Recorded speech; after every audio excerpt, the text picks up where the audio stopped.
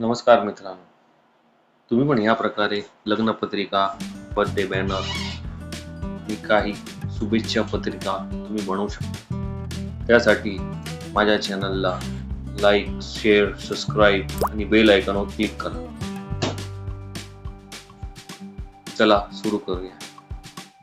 सुरुवातीला तुम्हाला इंटरफेस दिसेल. पिक्सल लॅब ओपन करून घ्यायचा आहे. त्यामध्ये तुम्हाला 3 डॉट दिसतील. 3 डॉटवर क्लिक करायचं. 3 डॉटवर क्लिक करून open.plp फाईल, जिथे तुम्ही ती फाईल सेव्ह केली असेल, .plp लिहिलं असेल तिथं क्लिक करा. तुम्ही सेव्ह केली आहे ज्या डेस्टिनेशनला, फाईल एक्सट्रॅक्ट करून जी सेव्ह केलेली आहे त्या डेस्टिनेशनला ओपन करून घ्यायचे.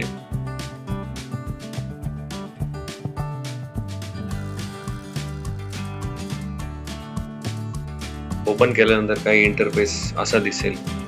त्यामध्ये तुम्ही काही पूर्ण एडिट करून म्हणजे एकदम सोप्या पद्धतीने तुम्ही लग्नपत्रिका बनवू शकता.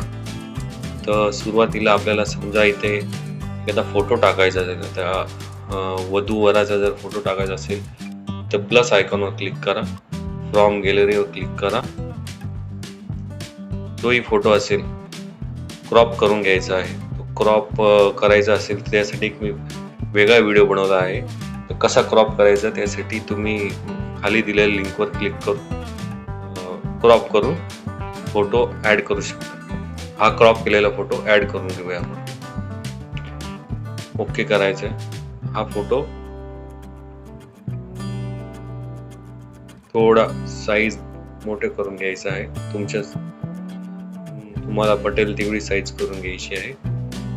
तर हा फोटो आपल्याला रोटेट करायचा आहे. तर रोटेट करण्यासाठी 3D रोटेट म्हणून लिहिलेलं असेल ऑप्शन. तर वाय ॲक्सिस म्हणून असेल तो 100% वर 180% वर घेऊन जायचं आहे, 180 डिग्रीवर. ओके करायचं आहे. ओके केल्यानंतर हा फोटो जो आहे आपल्याला हे नावाच्या पुढे दिसत आहे. तर आपल्याला हा बॅकला घालवायचा आहे, मागच्या साईडला. त्यासाठी 2 बॅक करायचा आहे. आता हा फोटो आहे जो शॅडो आहे त्याच्या मागे गेलेला आहे. आता जर ह्याला फ्रंटला आणायचं आहे तर वर जे ट्रायंगलचा आयकॉन दिसतंय, स्क्वेअरचा आयकॉन, त्याच्यावर क्लिक करा. एकदम शेवटी जा. आता हे 2 फोटो दिसतील, त्यामधला खालचा जो आहे त्याचे ते डॉट डॉट दिसते, त्याच्यावर प्रेस करून ठेवा. ते प्रेस केल्यानंतर मग ते वरच्या साईडला स्लाइड करून घ्या, म्हणजे फोटो तुमचा वर येऊन जाईल. असा प्रकारे ऍडजस्ट करून घ्यायचा आहे फोटो.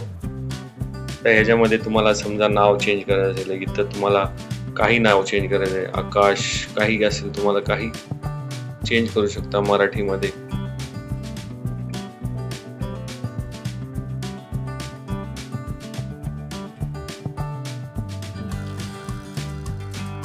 वर वधूचं नाव चेंज करू शकता. इथे तुम्हाला काही एडिट करायचं असेल, वधूचे वडील व वराचे वडील असे सगळं काही तुम्हाला जर एडिट करायचं असेल तर तुम्ही करू शकता. याच्यामध्ये समजा इथं तुम्हाला तारीख काही बदल करायचा असेल तो बदलही करू शकता. हळदी समारंभ इथेही बदल करू शकता. तारीख वगैरे तुम्हाला जे आहे तुम्हाला काही बदल करू शकता. इथं तुमचे जे आहे परिवाराचं नाव बदल करू शकता. विवाह स्थळ बदल करू शकता. तुम्हाला जर इथे काही बदल करायचा असेल, समजा इथं देवाचे नाव बदलायचे असेल, इथे एडिट करू नाही शकत.